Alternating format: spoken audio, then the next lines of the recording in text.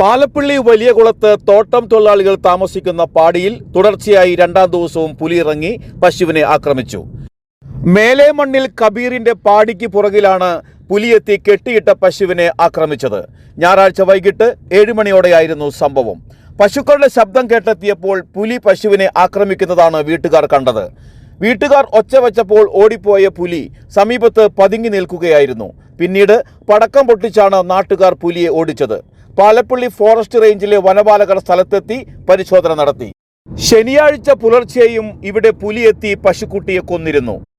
മുണ്ടക്കാട്ടിൽ സുലൈഖയുടെ പശുക്കുട്ടിയെയാണ് പുലി കൊന്നത്. തുടർച്ചയായി പുലി ഇറങ്ങി വളർത്തുമൃഗങ്ങളെ ആക്രമിച്ചതോടെ തോട്ടം തൊഴിലാളികൾ ഭീതിയിലാണ്. 2 ദിവസം മുൻപ് പാലപ്പിള്ളി പുതുക്കാട് എസ്റ്റേറ്റിന് സമീപത്തെ പാടിയിൽ പുലി ഇറങ്ങി പശുക്കുട്ടിയെ കൊന്നിരുന്നു. ഇവിടെ പുലിയെ കണ്ടെത്തുന്നതിനായി വനം വകുപ്പ് ട്രാപ്പ് ക്യാമറ സ്ഥാപിച്ചിട്ടുണ്ട്.